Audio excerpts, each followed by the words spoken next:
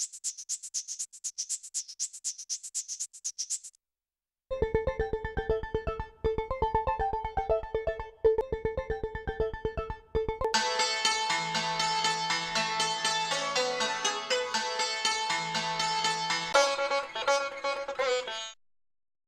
evening. Welcome to the Sustainable Business Council's final sustainability shot of this school year. We're real excited that you're all here tonight, and we hope you'll enjoy the food and wine. If you didn't sign in when you got here, it would be great if you'd sign in. It's how we keep account of who all is here, and that allows us to tell our funders and our sponsors and those sorts of folks who all came, and they get pretty excited about that. My name is Sue Anderson. I am the Administrative Coordinator for the Sustainable Business Council, and I'm going to call up one of our board members in a minute to introduce our speaker. First, I had two things I wanted to tell you. The first is Bayern Brewing is provided our beer tonight, and they have a new program that you may all be interested in. They are now going to do glass reuse. So their glass bottles you can put in the brown bucket that's on the counter over there, and we will see that it gets back to the factory. They are now, they have a heat washing machine that will be able to sterilize those. So at this point in their life, they're only taking Bayern bottles, and they have to be the Bayern bottles that are the size that's on the side of the brown box. But in the future, they hope to do some more as well. One of the neat things about doing that is there is a deposit to take the box, but then they pay you for each bottle that you return to them. So it's going to be a very nice process. And when you return the box at the end of the life, if you move out of town, they're also going to pay you back for the box. My second announcement is that we have our 4th annual Garden City Local Fest. We've moved it back into June with the hope that we'll have better weather than we did last year. No guarantees in Montana, of course, but that's our hope. It's June 23rd, and it will be from 11:45 to 8 p.m. at Karis Park. We're going to have a, what's the title of it? Local Gourmet Chef Challenge as the first event of the day. So it will be a chef's competition with a number of local restaurants providing chefs. The reason we moved the time up to 11:45 is the chefs are actually going to go over to the Clark Fork Market and shop for what they cook with. So it will be fresh local produce that comes right out of the market that they'll be using. There'll be a secret ingredient as well. If you're interested in either vending or sponsoring that event, we are still looking for sponsors, and of course we're just put out the call for vendors. And our information on that is out on our website, and you're welcome to go grab the forms and that sort of thing out there. We'd love to see you. There are little cards that secret here. If you bring one of these back to Local Fest, we'll have a prize for you at the SBC table. So take this, put it on your refrigerator, don't lose it. Got it. Okay, good. Can I have all the board members raise your hand real quick, just so folks in the room know who they are? We have Elizabeth, Brandy, Christine, Job, Lisa, Heather, and Liz here tonight. Did I miss anybody? I think I got them all. If you have questions about SBC, don't hesitate to ask them. And right now, I'm going to bring up Elizabeth Harrison. She is with the YWCA. I almost said M, sorry. And she's one of our newer board members. We're real excited to have joined us. She's helping us with some marketing and outreach efforts. And the SHOT series is part of one of the committees she has joined. I'm going to bring her up, and she'll introduce our speaker for us tonight.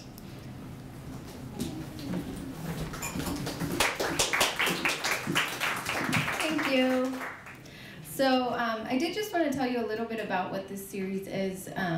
If you aren't aware, for those of you who aren't aware, it is a time where we provide a concentrated shot of information on a topic about sustainability, and we offer a chance for you guys to kind of network with like-minded people. And I also wanted you to keep your eyes open for our next SHOT series in the fall, and we already have a speaker lined up. We're really excited. We have Cassidy Randall from Women's Voices of the Earth, and she's going to be talking about toxic chemicals in your cleaning products and how they affect women's health and our community. So that's really exciting. We don't have a date yet, but just keep watching our website, and we'll send out an e-blast for those of you.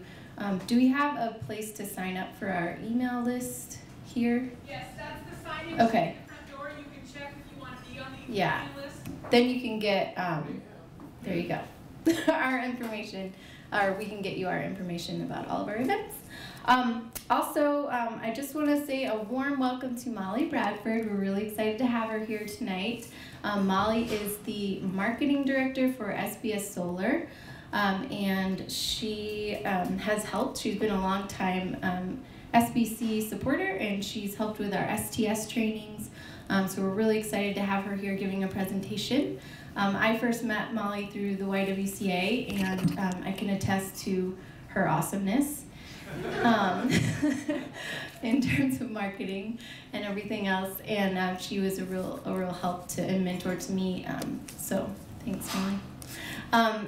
And she also owns MissoulaEvents.net and actually started that. Is that correct? Sort of. Started it. Okay. Well, it's a really great site if you haven't been there. And she wanted me to let you know that she owns a 110-year-old home, and she's lived in it for 10 years. And she has implemented a lot of the things that she's going to be talking about today in her home over the past 10 years.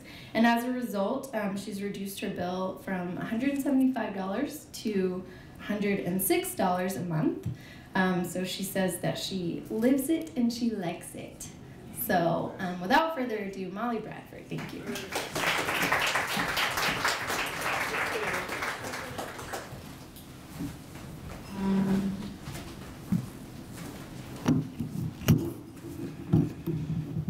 I'm definitely blushing after that. That's really flattering, thanks.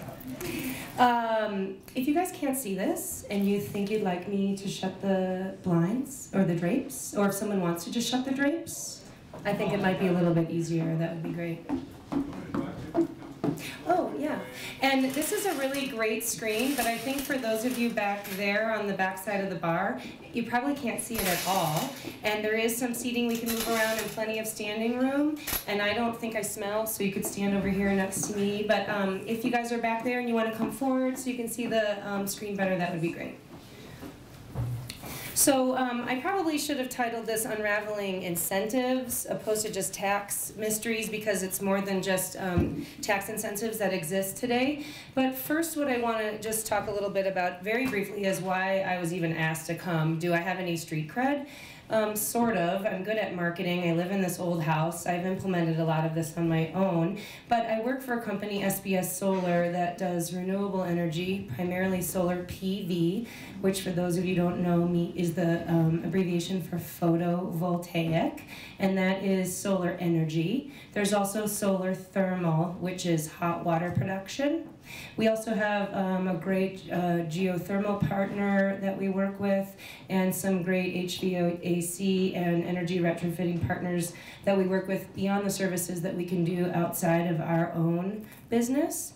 And some of those folks are here today, and I'll point them out at the end when we get into questions. So, why incentives? This is a neat slide I like from '08 that says 40% of primary energy use, 72% of electricity consumption, 39% of CO2 emissions, and nearly 14% of potable water consumption comes out of existing U.S. building stock, housing building stock. So we got into this business, and incentives were initiated because while we can build everything from today on better, what about all the stuff that's already here? Let's make it better, and without just tearing it down. So the goal, less kilowatts and also less decatherms. That's what your gas is measured in. So utilities will say we're doing it because it's just right for all of our families. And while that's true, it is. I don't think any large business is solely motivated by that alone. The fact of the matter is there's huge demand on the aging electrical grid. My phone is wireless, and my iPod is wireless, and my wireless laptop can be wireless with wireless internet, but I have to plug it all in eventually, and it's connected to an older system. In some states and instances, the government says so. There's mandates and initiatives.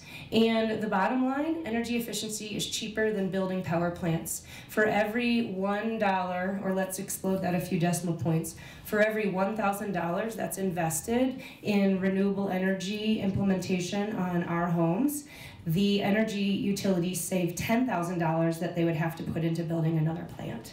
That's significant. And so that's a great motivation for putting solar on our houses or giving us incentives to tighten up our homes rather than just building additional energy plants.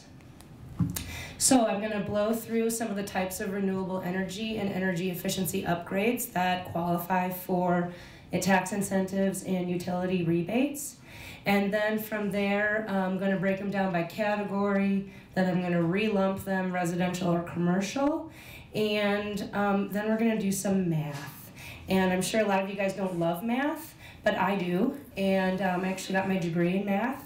And I think that when you look at the math, while there's sort of going to be silly story problems, you know, take yourself back to middle school, which means they're an example. They're not really about your house and your house and your house. I think the math will be a helpful example. And then if you're interested in going further, we can do the math for you on your home or on your business. So types of renewable energy. We have solar PV, again, that stands for photovoltaic, that's energy, design and installation. We have ground source heating, design and installation. And I like to point out that it's the whole process that applies for some of this. It's generally your whole bill. Solar, thermal, wind, and hydro. The first two are bolded because those are the ones that we do the most of. Hydro just doesn't happen a lot around here. Some folks ask a little bit about micro hydro installations, but it's not super realistic since a lot of our hydro is frozen part of the year. And wind needs to maintain a consistent wind speed. In residential, it's different than commercial. There's a low and a high. It's measured over the course of a year for it to be viable, and that's more of an Eastern Montana type of a thing. It can happen here, but it's just not something we do very often. So PV, that's what the panels look like in that. You're missing the graph, it doesn't matter. That's a picture of a Pathfinder. We actually get up on your roof or at your site and check out if it would work. So when we're talking about PV, we're talking about these panels that you see. They're generally about 3 by 5 feet for residential or commercial installation, smaller panels for something more mobile. Solar thermal, this is a flat plate solar thermal installation with 3 panels. You'll also see evacuated tubes. Those are the bigger tubes. We've gone with flat plate recommendation after the big hailstorm in Bozeman over a year ago, took out almost 50% of the evacuated tubes. While the plate glass on PV and thermal is measured for 90 miles per hour at 1 inch hail or something like that. And in evacuated tubes as well, at certain angles and in certain instances, the tubes seem to be faring worse in our climate. Ground source heating and cooling, for those of you that don't know, is when you access the consistent temperature of the Earth's core and use you can either have a closed loop or an open loop system or wells that runs fluid, brings it to that temperature, and from there in the mid-60s raises it up to whatever your desired, mid-50s? What did it just, Zandy? Mid-50s, raises it up to your desired heating temperature in winter. So now you're trying to heat from 50 to mid-60 or low 70, depending on what you put your thermostat at. Or in summer, you can use it obviously to cool down. Just, that's the fastest ground source heat pump explanation I've ever given. So, energy efficiency examples, just so people know what we're actually talking about here. In the beginning, most companies that you would work with, ours, and we've invited some friends from Energetics that we work with, that starts with looking at your home or building, thermal imaging, infrared building analysis, blower door testing, duct blasting, checking how loose or tight your home is, how much air leakage or loss is happening.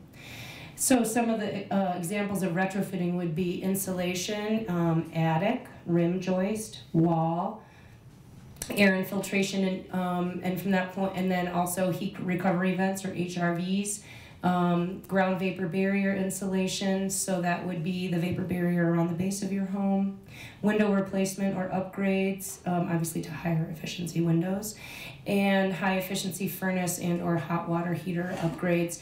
And a lot of these incentives are good for new construction as well as existing retrofits. In a new construction scenario, there is a energy code baseline, and you need to be taking your new construction beyond that. So pictorial example, caulking, windows. CFLs aren't included, but I like to put it in there because that's an easy thing that we can all do on our own. That's a picture of a blower door in the middle. That's spray foam insulation in the upper right, and then a thermographic overlay of the home, so you can see the blue, the red is where there's more heat, the blue is where there's less. So, incentives, utility-based. I'm gonna break these down. Utility-based, state incentives, federal incentives, and loans. Then I'm just gonna regroup them for you by residential and commercial, depending on what your motivation is today. The other thing I'd like to point out is energy and efficiency incentives are sort of like the story problems that I'm going to do in a little bit. And so I'm not going to get in significant detail about them because they're actually pretty intimate depending on your home and what you decide to do.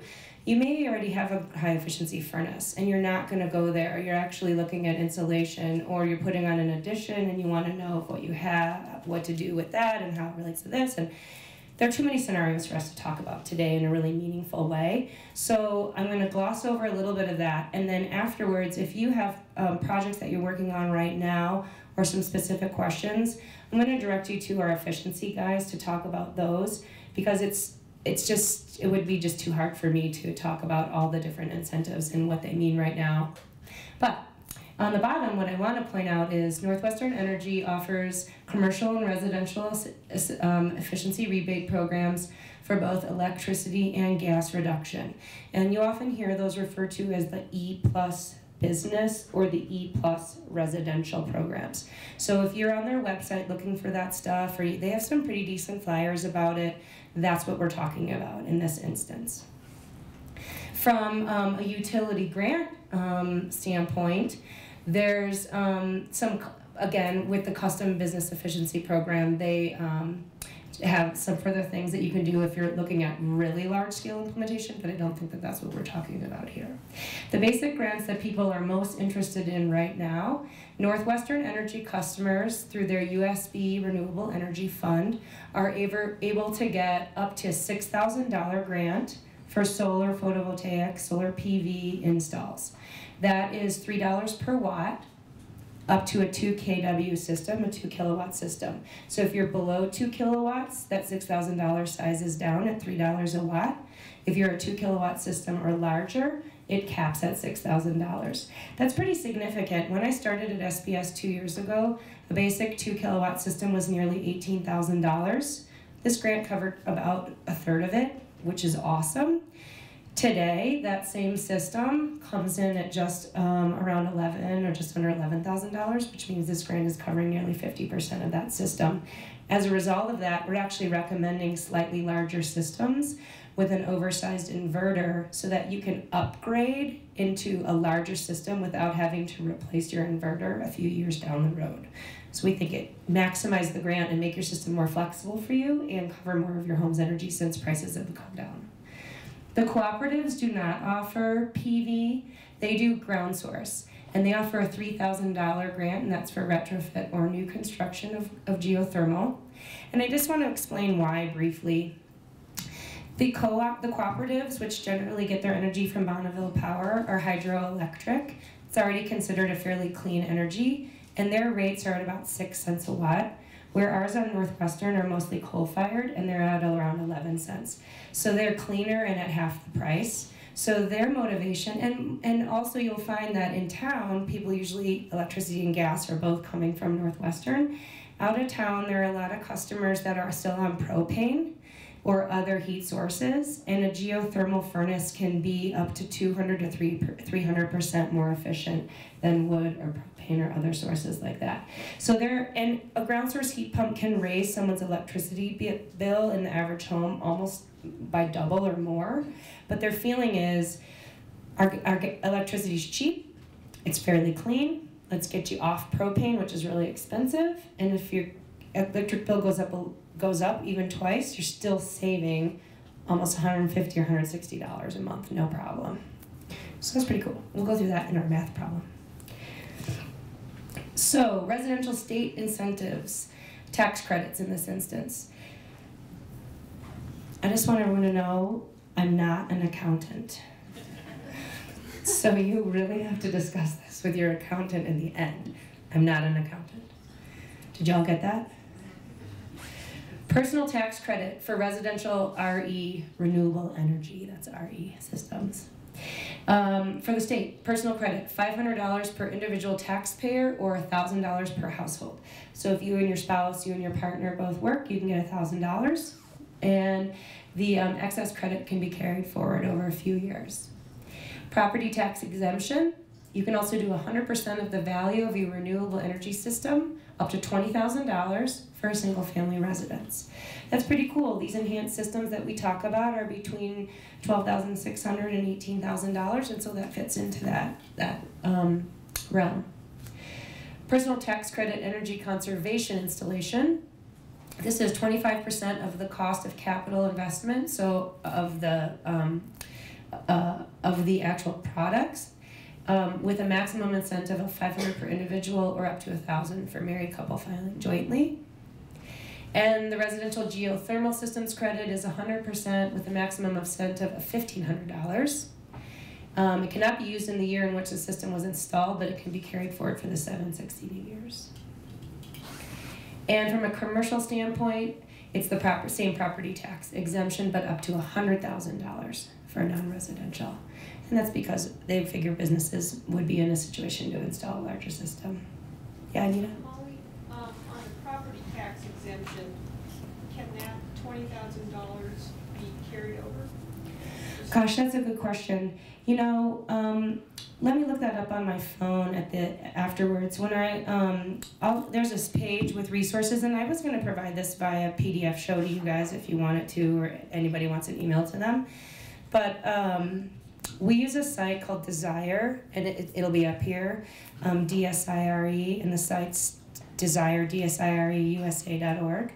And they have all of this on there outlined really well, and you click on your state, and then you can look at federal. And when I was rereading that for many hours this afternoon, I did not notice that in there. But most of the other stuff is carried forward, so I don't know, I'm not an accountant. And if I wasn't an accountant, I probably wouldn't be here today since yesterday was tax day.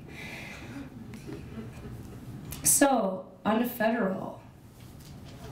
Residential federal, 10% energy efficiency credit. This is 10% of materials cost with a $500 cap. Lauren? Did I put that in the wrong place? That was for things installed in 2011, it's gone away. Oh, I thought that was this year too. Okay, well, then I guess we all missed that yesterday. Thank you, Andy. But the 30% personal tax credit, there's no cap, I like to point out on this. And this is for renewable energy installations, so PV, thermal, geo, wind, and the excess credit can be carried forward. This is pretty significant. You look at an $18,000 or $20,000 system and you take 30% of that, it's a pretty big chunk of money. And if you feel like your tax liability was maybe pretty low this year, but you think it's going to be higher next year and future years, you can carry it forward or take a portion of it. That's I would say, aside from the $6,000 PV grant, the second most powerful incentive that's out there right now. That's the one that's on the primary residence, right? Yeah. So commercial federal, again, 30%, no cap. And there's a corporate depreciation incentive, 50% the first year with a 5-year accelerated remainder. And loans. While I've heard that Flathead Electric Co-op was maybe offering a loan, and there's a talk on a federal level that there were loans through HUD or Freddie Mae or Fannie Mac or other things like, or did I say that backwards? Other things like that.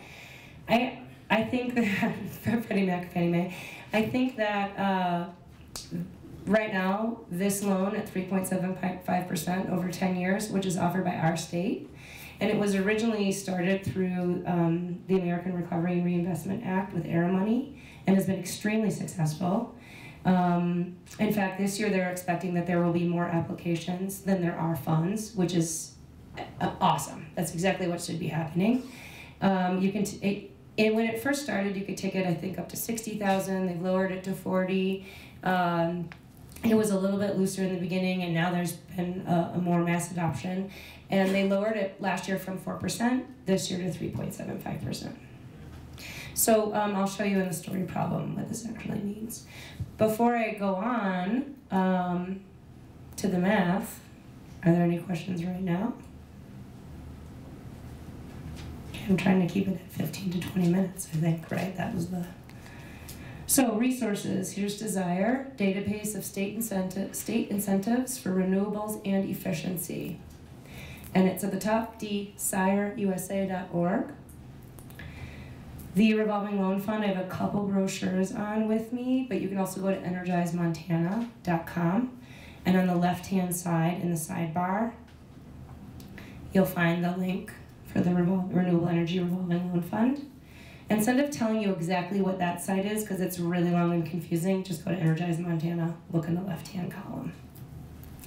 And Northwestern Energy's PV grant is pretty long and confusing, but if you go to their page and select Montana, you can find it pretty quickly. And then the co-ops have their different sites on here. And I will say too, Northwestern Energy has its residential and commercial energy efficiency upgrade rebates. The co-ops have a series of rebates as well, and they're different than Northwestern Energy's. So you can see why we're not gonna get into all of those here. But so it's important when you're talking to any of us or when you're pursuing these projects to realize who your energy company is. And all the websites, although some of them aren't as graphically pleasing or as snazzy as others, they're all pretty well documented with good information or downloadable PDFs or charts of things. So now it's time for math. Okay. Do you guys think this looks awesome? Pretend you want solar PV and your train A going at 97 miles per hour from Butte towards Missoula. You're a Northwestern Energy customer and you have $15,000 to spend and you don't need a loan. You don't want financing. In this example, we suggest a $12,000 solar PV system, which equals a 2.4 kilowatt system. And all of these examples are based off what is deemed the average Montana home. And the average Montana home, it has a footprint of 1,200 square feet, but potentially a basement or a second floor, so it's 2,400 square feet. And their annual energy use is 9,144 kilowatt hours, and their annual gas use is 93 decatherms. So just so you guys know, my 110-year-old house that has a budget bill of $106 a month is this size and uses this amount of energy almost exactly. So when I bought that house, it was an energy pig at 175. And can you imagine what that would be today at an average 4.4% increase of energy from 10 years ago? I mean, that would be like over $200 in budget billing a month. And I'm down to 106. So just keep that in mind because I think that's a nice real world example to grasp. So in this example, you could take the $6,000 grant that they would in general pay right to SBS Solar or a different NABCEP certified solar company and slide it over into efficiency world because you don't really have to pay it to us. So that means you're actually spending $6,000 on your solar and you're going to spend $9,000 on efficiency work in round one. And some examples of work that you could do would be an energy audit, obviously, to start. You could replace your furnace with a 94% efficient sealed combustion gas furnace. You could add heat recovery ventilation. You could do an attic upgrade with air sealing and insulation. You can do all these things for $9,000. You can do all these things for just under $13,000, but you could do a rim joist upgrade, which would be air sealing and insulation. So then look at the tax credits. I did $1,000 for the state because most people can get $1,000 for their household, but in some instances it's $500. And then the 30% federal, we do on that $6,000 net, not on the $12,000. And this has been recommended to us by accountants, but check with them. So I'm being conservative here because it would be awesome if that was $3,600 instead of $1,800, but I'm going to go with $1,800. So there's $2,800, and slide that over and add it to some of the tax credits, that $500 we talked about for efficiency, plus some other rebates and other things. And I added it with the $1,200 to get $4,000. And so essentially this year you could do $12,000 worth of solar and $9,000 worth of efficiency, and next year you, with your tax credits, you could do a second round of $4,000. So seriously maximize the money that you're investing in this. That means a total of $13,000 of efficiency work and a total of $12,000 of solar. You've invested $15,000, but you actually got $25,000 worth of work by leveraging your tax credits and your grant. And you are looking at about a combined reduction of 30% or more of your overall bill, which turns out to be about $48 a month on average. Pretty good. There's some articles I just read recently that say for every $1,000 a year of energy reduction in your home, you can actually, I don't know what just happened. I'll just click this one, I'm telling you this example. For every $1,000 of energy reduction in your home annually, you can actually raise your property value by almost $20,000. I was just reading that on a blog recently. And that was done on a study out of California and Arizona, Colorado, some states that are a little more populated, probably a little bit more progressive, so I would be more conservative here. It's still significant and something to consider. And I did do a random survey of about 10 friends of mine that are realtors and 3 that are appraisers. And they were saying to me that when you take 2 1970s style homes and, you know, near the food farm, or they'd be older, maybe in the rattlesnake, and one's had upgrades, maybe has renewable energy, one doesn't, one has a monthly budget bill of just under 100, one's upper 100s. The more efficient one is going to sell in 30 to 45 days. The other one's going to sit on the market maybe for 120, or the other one's going to sell for $10,000, $15,000, $20,000 more.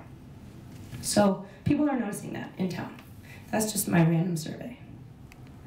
So here's $15,000 and you need financing. So you're going after that DEQ loan, that 10-year, 3.75% loan, which happens to be $150 a month. In this instance, instead of subtracting the grant, we added on. In the beginning, DEQ was totally fine with you transferring that grant to other things, but now they're being audited and being a little bit tighter because they want to spread it out to more people. So in the previous example, and in the olden days, 2 years ago, you could take that $6,000, you could do this example while applying for the grant. Now you can't. So instead what we say is, take out a $15,000 loan and apply the $6,000 grant to more solar. So you're actually paying us $12,000, but Northwestern's paying us $6,000, so you're getting $18,000 worth of solar, which you could also do in the previous example, but we're just doing that here. So how about leveraging the grant and the loan, and you have the other $3,000, 12 plus 3, 15 in efficiency. In this instance, because the net is $12,000, the federal credit is $3,600, 30% of $12,000, and the state credit stayed at $1,000. You have $4,600. Slide that over. In a $3,000 worth of efficiency work, you'd probably have, $800 to $1,000 in rebates. There's that $500, and then maybe a little more, so we'll just go with $800. And so you could do a phase 1 of $3,000 and a phase of efficiency, and I guess I should call that phase 2, $5,400. So in this instance, you were able to do $8,400 of energy efficiency work, get a 3.84 kilowatt system, which is a 16-panel system that would cover almost 50% of your energy load on the average home. This is pretty significant. And when you add together the $18,000 system plus the original $3,000 plus the leverage tax credits and rebates at $5,400, you come out with taking a $15,000 loan and getting $26,400 worth of work done on your home in energy reduction measures. And you're reducing your overall bill, gas and electricity. So your electricity bill more than 50%, but your overall bill by about 40%, which comes out to be maybe around $90 a month netted out. So $60 a month savings. Pretty big deal. So think about, like, what do you get out of your home by spending $15,000 on granite countertops or radiant heat or stone floor or stainless steel, or what do you get out of your home by putting this in? Well, you have a lower monthly cost, you get a higher resale value, and you do it out of the greenness of your heart. You may have a more comfortable house as well. And a more comfortable house, and safer, and probably healthier, so you might have less medical bills. I mean, there could be a lot of secondary things that I will not speculate about, but we can talk about those at length. So here's my final math example, unless anyone has questions on the first two. Okay, yeah. Well, my question is just, are people interested in these numbers, or are they interested in pure payback? You know, it's both, and when people come to you at 100% payback, they're still just generally not, that when that's like number one on their mind, prices came down enough that we can talk about that and you can get them excited still. When a grant covers half instead of 30%, that's a pretty big deal. When payback is your only motivation, it's a hard sale. Only this purpose. Yeah, I don't only here. We got cheap power. Well, excuse me? It's only because we have the cheap. Oh, yeah. And you know, you look at our power at 11 cents. I mean, California, it's like 40. Yeah, it's big. So it's a pretty big difference. Our lives in other part of the country is 2-3 years in some cases. Yeah. So payback is generally not the only motivator or the majority motivator for people. I will say we've been able to do some really neat projects this winter, and more in first quarter than we've ever done in the last 4 years of business in first quarter. I mean, exponentially more. People are coming out of the woodwork interested in this, so I'm just delighted that you guys are here. I think that on there's a local movement, there's a national movement, even a global movement. We've had 3 or 4 churches ask us about solar. There's a whole green faith movement going on. We are partnering with a senior at Hellgate High School who did it as her senior project, and we're installing solar on Hellgate High School this spring and got a grant from Northwestern Energy for that. We're trying to write some grants for those churches as well. Guys are flying into the Selway River tomorrow to expand the off-the-grid system at the Selway Lodge and work on that. So it's really cool what's happening, and we're pretty excited about it. Okay, so if you were a co-op customer and you wanted to do a geo-solar combo and you have or need $40,000 to do it, this is how that would work. And I just realized I did not calculate. If anyone has a smartphone and wants to go to like a mortgage calculator, Liz Dye, you may be able to do this in your head. $40 amortized over 10 years at 3.75%. I would love to know what the monthly is on that because I did not calculate that. I'm sorry. I can do that on my phone in a minute.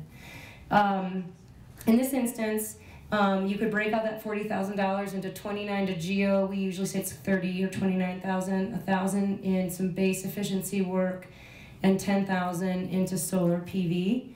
And then in this instance, the co-ops offer a $3,000 grant, which we suggest putting into a little bit more PV, but you could certainly put that into efficiency or something else.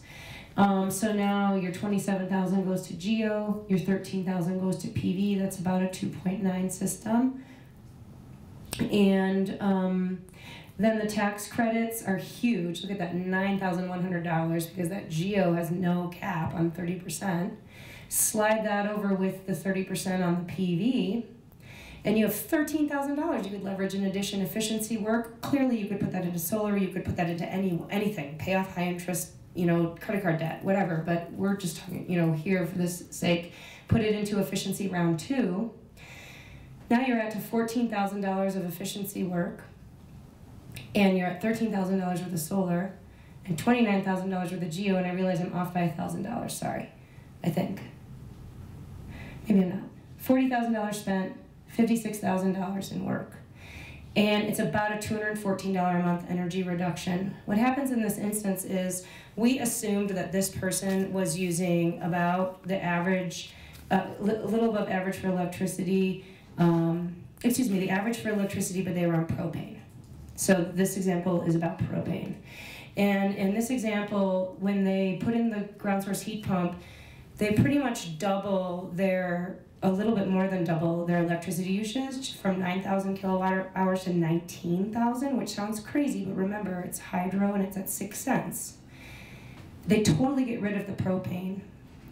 And that right there is about $167 savings. Then if you look at the new electricity number and the size of the system, it reduces it again, and then that's added on down now. Plus there's additional energy efficiency work done at $2,000 to $13,000, well, $14,000 when it's all said and done. So I'll have to get back to you on what the monthly bill is on a $40,000 loan over 10 years at 3.75%. I'm sorry, I didn't do that. It's $400. Okay, thank you, Zandy. So it's $400. So in this instance, someone's, when you net it out, it's they'll be paying about $186 on that loan every month, and in 10 years it's done, and then it's in your pocket. Any questions on this math? Oh, yeah. I'm actually just wondering, if they get rid of the propane, do they have any benefits of insurance? You guys... Oh gosh, I don't know. That's a great question. See, there's tons of secondary and residual benefits, and I don't know if that's one of them or not, but that's an excellent question. Does anybody here know? I never even thought about that. What's the question? If someone gets off of propane and now they're on GEO, do they have an insurance benefit because they don't have propane around at their house anymore? It's a great question. I have no idea. You live longer though, so you don't have the stress of worrying about it. Yeah, right? So you're really going to need that energy bill savings after 10 months because you're going to live longer, and then you're going to need that money. So those are my story problems. I hope you guys like them. I thought I was going to be a math teacher once at one point in my life. And that's it. Let's ask questions. Who I have here today to ask questions, and we have them stand up and kind of raise their hands. I have Zandy Sievers from SBS Solar. He's over at the bar. He's our lead energy tech and also moving into solar world. He studied Passive House, ResNet, all sorts of awesome energy efficiency things. And he does third-party verification to meet the energy code for homes and businesses. And he's also studying for that NABCEP certification, which is that solar certification that you need to have in order to get the grants. Our GM already has it. Erin Scott is also here from Scott Solar. We often partner with her. We bring a lot of projects to each other. She actually brought us the Hellgate High School project, and she's been getting into it. And so we've had a really great relationship growing another renewable energy business in town, which is awesome. It's been a good economic boom. And then I have Andy and Skander from Energetics. And on some of the higher end and more sophisticated energy efficiency retrofits, we've been working with these guys, and they've been referring their customers back to us for solar. I'm sorry that Darren Johnson from Ambrose Geothermal isn't here today. He's our main geo partner, but the guys at Energetics also do geo and do a great job of it, and we pass customers back and forth there too. So if you have geo questions and high-level energy efficiency, go to these guys. If you have solar and lower-level energy efficiency, go over to those guys. Or you can ask me.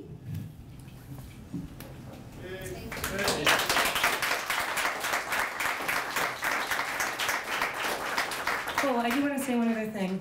We're doing a series of small backyard talks on solar this summer called our Solar Tactical Events. And there's a flyer right on the corner. Nick, do you mind holding those up? Nick's our intern through the Governor's Energy Intern Program, and he's going to hold up those little things. You can grab one right now just to sort of get a sense of when they're going to be. They're going to be like a Tuesday, Wednesday, Thursday night thing for a couple hours in different neighborhoods around town. Just a really informal way to talk to someone who's actually had one of our systems installed and is living with it and what they like about it. So if you want more info or you want to bring some friends to a talk, grab that and then watch our Facebook page. We'll go like our Facebook page to get the info, or our blog or website. So thanks. You can ask Molly questions. Yeah, you can ask me questions now too, or you can break off to different areas. Anybody have any questions for me?